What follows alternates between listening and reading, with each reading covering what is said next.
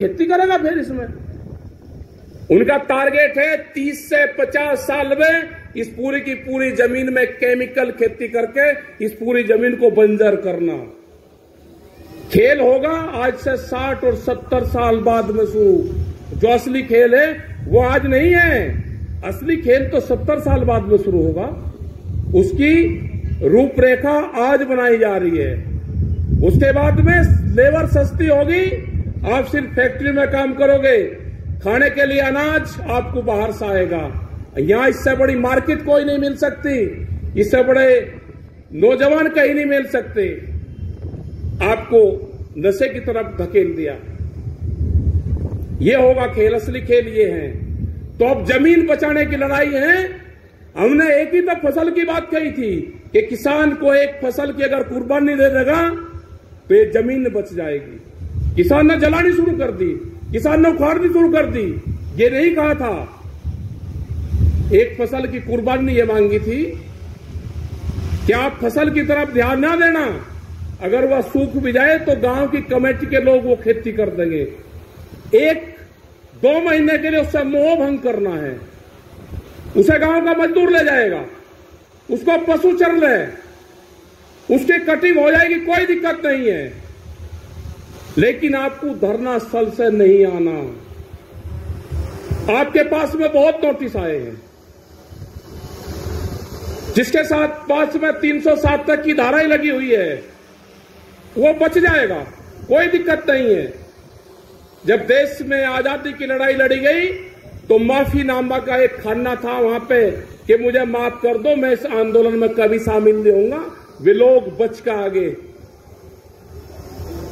जब टिकैत साहब के किसान यूनियन में आंदोलन में जेलों में लोग गए तो उसमें से भी लोग जेलों में से माफीनामा भर कर आगे कि मैं आंदोलन में शामिल नहीं होऊंगा, वे आगे। जो आदमी को डर लगता हो नोटिस से, वो माफीनामा भर देना, आंदोलन में आने की जरूरत नहीं, उसकी 307 भी कट जाएगी। लेकिन जमीन नहीं बचनी आपकी। आपको अपने बच्चों के लिए, जो पूर्वज हमको जमीन दे के गए, यहां पर जमीनें नहीं थी, यहां पर जंगल थे। इन जंगलों को तोड़ के हमारे बुजुर्गों को पसीना मिला है इस जमीन में। इस जमीन को छोड़ देंगे? किसी की हिम्मत है कि जमीन हमसे ले ले, जमीन हमसे छीन ले? यहां पे 20 गांवों का भी एक मामला चल रहा है आपके यहां पे। मतलब 100 साल पहले किसी ने 90 साल का पट्टा करवा दिया किसी एक व्यापारी ने, और आज उसके पूर्वज उसने किसी को बेच दी। वे ढूंढते फिर रहे कि यहां का आध्याय उधम सिंह नगर ये उजाड़ा जाएगा। 20 गांवों में वे बुलडोजर चलाएंगे। किसकी हिम्मत है कि 20 गांवों में किसान की जमीन छीन लगा? जिस जमीन पर 70 साल से किसान खेती करता है, उस जमीन की हिम्मत है कि कोई छीन लेगा? और उत्तराखंड सरकार काल खोल कर सुन लो, आप तो 2 दिन के मेहमान नहीं हो, 2 दिन नहीं झेल पाने के आप। कभी किसी और भड़ांके में हो, एस्कॉर्ट फार्म में आपका इलाज करा, और अगर फिर किसानों की तरह पांख भर कर आपने देखा तो आपका इलाज वही करेंगे जो दिल्ली का इलाज करा। आपके जितने रास्ते उत्तर प्रदेश से गुजरते हैं, जितने रास्ते उत्तर प्रदेश की जमीन से गुजरते हैं, एक भी आदमी नीचे नहीं आएगा।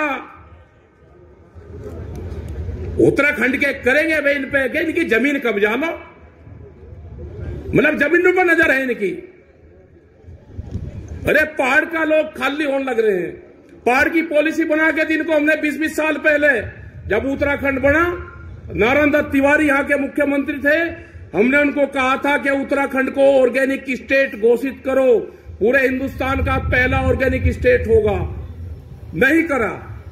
इन वाली सरकार को भी कह रहे हैं हम कि यहां पे अगर 5 चीज आप कर दोगे तो उत्तराखंड हिमाचल की बराबर होगा। वहां पे एजुकेशन किस तरह की है, उत्तराखंड के लोग भी हमारे उसी तरह के होंगे। सबसे पहला करना पड़ेगा पहाड़ को, जो पहाड़ पर लोग रहते हैं, विलेज टूरिज्म पॉलिसी, गांव को टूरिज्म पॉलिसी से जोड़ना पड़ेगा। ये हिमाचल की पॉलिसी है, वहां से अधिकारी गए थे, सीख के उस पर काम करना पड़ेगा। हमारे बड़े बड़े जो लोग आते हैं गांव से घूमने, वो नैनीताल पूरे पहाड़ में घूमते हैं। वे कहां ठहरते हैं? वे बड़े बड़े होटलों में ठहरते हैं। होटल किसके हैं? होटल दिल्ली और बड़े बड़े सेट्टू के हैं।